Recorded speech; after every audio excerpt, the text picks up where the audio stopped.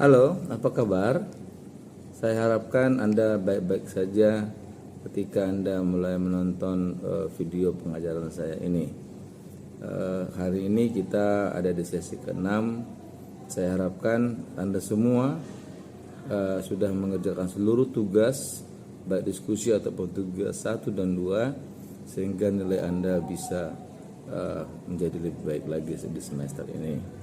Baiklah, kita akan memulai pembelajaran kita di sesi ke-6 tentang organisasi pembelajar. Selamat belajar. Baik, kita mulai pembelajaran kita di sesi ke-6 dengan judul organisasi pembelajar, learning organization. Ada beberapa tren yang terjadi pada berbagai organisasi dunia. Yang pertama adalah bagaimana adanya perubahan apresiasi yang menjadi knowledge dan wisdom. Artinya gini, bahwa selama ini informasi itu berarti tidak dianggap berguna. Sekarang berubah. Artinya informasi sudah berubah menjadi sesuatu yang ilmu pengetahuan dan berubah menjadi sebuah kearifan. Yang kedua adalah adanya perubahan praktek birokrasi menjadi jejaring. Artinya bahwa sebuah birokrasi itu menjadi sebuah network besar yang saling bergantungan, yang saling membutuhkan. Orientasi pelatihan menjadi pembelajaran. Ranah lokal menjadi transnasional, global, dan bahkan menjadi metanasional. Yang artinya tidak ada lagi batas-batas ada di sana. Semuanya menjadi terbuka. Dari kutub utara bisa ke kutub selatan, dari barat bisa ke timur, dan semuanya. Artinya sekarang tidak ada lagi orang berpikir tentang ras, tentang suku dan agama. Semuanya bisa membaur, menjadi mix.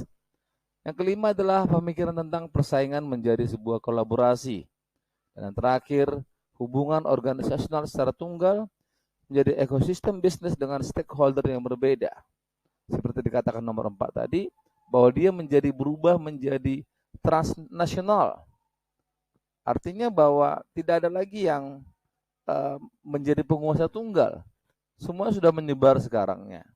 Memang ada beberapa negara kuat seperti Amerika, Cina, tapi mereka menyadari bahwa mereka tidak bisa berdiri sendiri. Mereka membutuhkan, bahkan negara yang paling miskin pun mereka sangat membutuhkan mereka, negara-negara itu. Pembelajaran organisasional versus organisasi pembelajar. Apa sih yang menjadi perbedaannya? Yang pertama, pembelajaran organisasi terjadi di dalam organisasi. Sedangkan organisasi pembelajar menekankan pada organisasi tempat pembelajaran tersebut berlangsung. Saya ulang, pembelajaran organisasi terjadi dalam organisasi, sedangkan organisasi pembelajaran menekankan organisasinya, tempat pembelajaran tersebut yang berlangsung. Yang kedua, pembelajaran organisasi sebuah konstruk yang menjelaskan sebuah proses atau tipe aktivitas yang mungkin terjadi pada organisasi. Sedangkan organisasi pembelajar merupakan unit aktivitas tersistem yang memiliki karakteristik tertentu.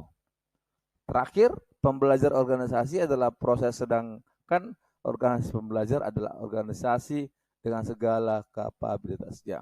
Itu jelaskan, pembelajaran organisasional dan organisasi pembelajar itu sangat berbeda sekali dari 3 penjelasan ini.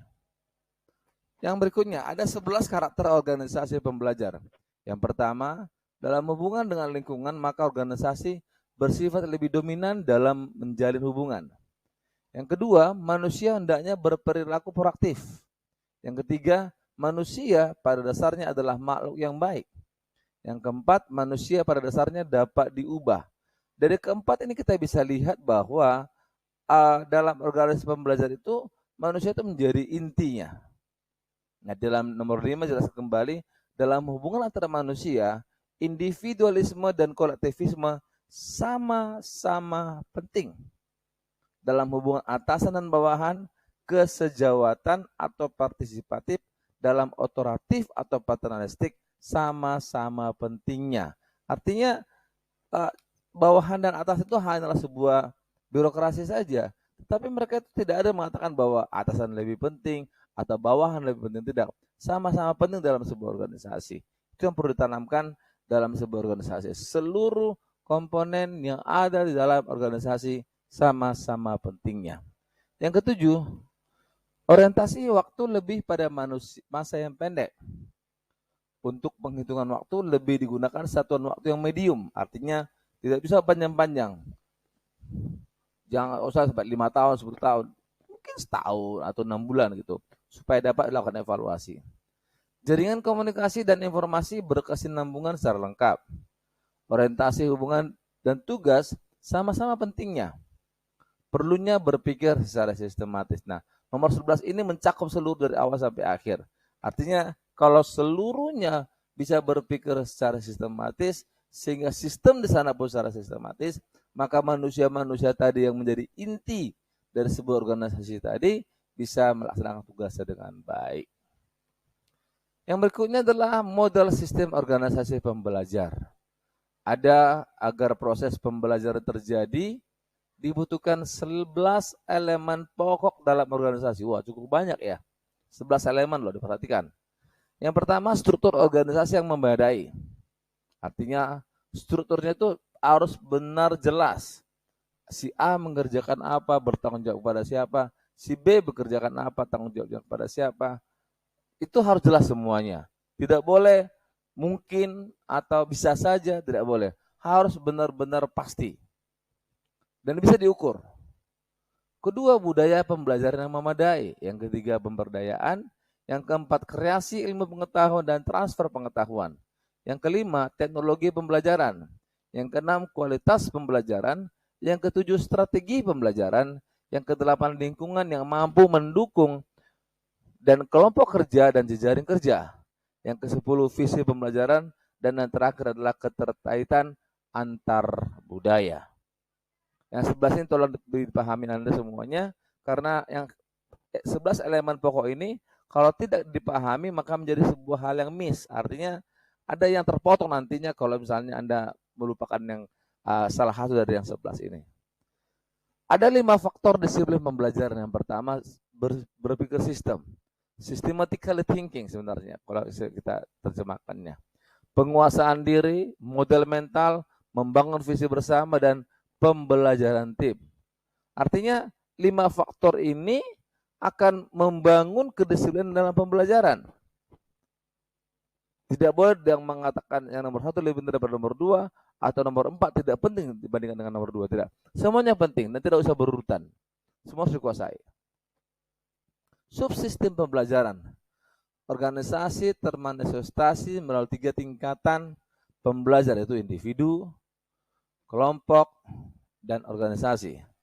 Pada tingkat individu, pembelajar dimaksudkan untuk meningkatkan keterampilan, pengetahuan, sikap, dan nilai-nilai yang dibutuhkan oleh seseorang melalui pelatihan, melalui pembelajaran sendiri, dan pemahaman dan observasi.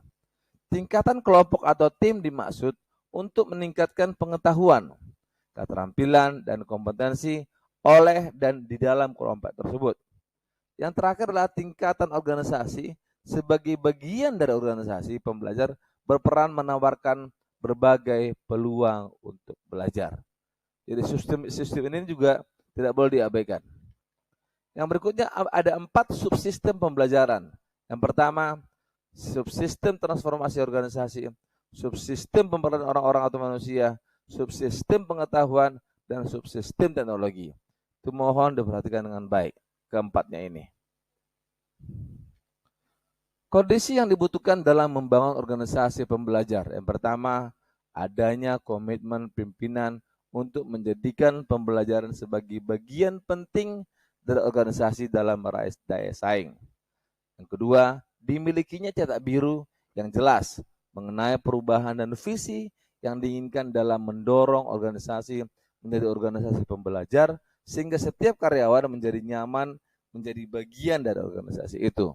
Yang terakhir, diperlukan komitmen kepemimpinan untuk membuat model perubahan yang diinginkan, serta komitmen untuk menghilangkan rasa takut organisasi. Kondisi-kondisi ini sangat basic, jadi minimal 60-70% dilakukan. Sehingga tujuan daripada organisasi tersebut bisa dapat tercapai dengan baik. Jadi dibaca dari nomor 1 sampai nomor 3. Yang kelima, faktor yang menghambat organisasi. Kalau tadi kan kondisi yang dibutuhkan, ini adalah 5 faktor yang menghambat ke organisasi menjadi organisasi pembelajar. Yang pertama, kecenderungan untuk memperlakukan pembelajaran sebagai fenomena individu, bukan kelompok atau organisasi. Individualistik nggak boleh. Terlalu menekankan pada pelatihan formal. Pelatihan informal hanya sekilas.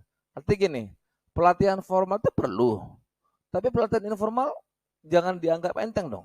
Kadang-kadang pelatihan informal itu jauh lebih bisa dilaksanakan daripada pelatihan formal. Artinya harus ada keseimbangan antara pelatihan formal dengan pelatihan informal. Yang berikutnya, memperlakukan kegiatan bisnis dalam proses pembelajaran sebagai sesuatu yang terpisah. Berikutnya, lingkungan kerja yang enggan mendengar. Ini biasanya dilakukan oleh pejabat ataupun bos-bos yang sangat otoriter. Hambatan yang ditemukan karena gaya kepemimpinan, suasana kerja yang saling tidak percaya, dan adanya rasa takut. Ini yang paling berbahaya selain nomor 4 tadi. Hindarin ya. Organisasi pembelajar dan manajemen pengetahuan. Pengetahuan dibagi atas 2. Dikatakan oleh Nonaka dan Takeuchi tahun 1999, 2 pakar manajemen dari Jepang. Pengetahuan eksplisit dan pengetahuan implisit. Pengetahuan eksplisit adalah diekspresikan dalam bentuk kata, nomor, bunyi, rumus, visual, audio, visual, atau bentuk manual. Sedangkan pengetahuan implisit tidak mudah dilihat atau diekspresikan, lebih bersifat personal dan sulit diinformalkan atau diinformasikan. Itu yang harus Anda lihat, itu 2 pengetahuan ini. Dan dua-duanya penting. Jangan dikatakan, oh implisit nggak penting, eksplisit tidak. Semuanya penting. Ada 4 gaya konversi pengetahuan SECT. S-nya adalah socialization, I-nya adalah externalization, C-nya adalah combination, dan I-nya adalah internalization. Bukan T ya, CECI, SECI. Pembuatan pengetahuan personal melalui pengalaman langsung, itu ada socialization. Externalization, dari personal menjadi eksplisit, dari dialog dan refleksi menjadi umum. Combination, sistematika dan aplikatif dari pengetahuan eksplisit dan informatif. Dan internationalization adalah mempelajari dan memenuhi praktek pengetahuan personal yang baru dari organisasi ke individu. Perubahan persepsi atas perusahaan. Yang pertama, ketika sebuah perusahaan menghadapi kompleksitas, lingkungan yang harus semakin rumit, maka timbullah untuk berpikir ulang yang berimplikasi pada mindset. Ketika sebuah perusahaan menghadapi kompleksitas, lingkungan yang sangat makin rumit, maka timbullah berpikir ulang yang berimplikasi pada mindset. Saat dihadapkan pada kompleksitas, organisasi yang berorientasi kinerja perlu menjadi organisasi pembelajaran jika ingin mewujudkan perubahan. Jika sebuah organisasi ingin meraup manfaat jangka panjang dari pembelajaran melalui perubahan, maka dibutuhkan proses yang tepat. Semua proses tersebut memerlukan kepemimpinan. Nah itu, seluruh proses dari awal sampai akhir memerlukan kepemimpinan. Kepemimpinan itu akan pasti punya visi, pasti punya sistem imbalan, dan mental map yang sesuai. Rasa sampai di sini saja sesi ke-6 ini, supaya Anda lebih mengerti, Anda bisa dengar dari awal lagi sambil membuka-buka bukunya, sehingga pemahaman Anda jauh lebih baik lagi, dan ketika Anda menjawab pertanyaan dari sebuah diskusi, bisa dijawab dengan baik lagi. Dan saya ingatkan, tolong Anda ketika menjawab sebuah pertanyaan itu, dibaca soalnya dengan hati-hati. Terima kasih, sampai di sini, sampai jumpa lagi di sesi berikutnya.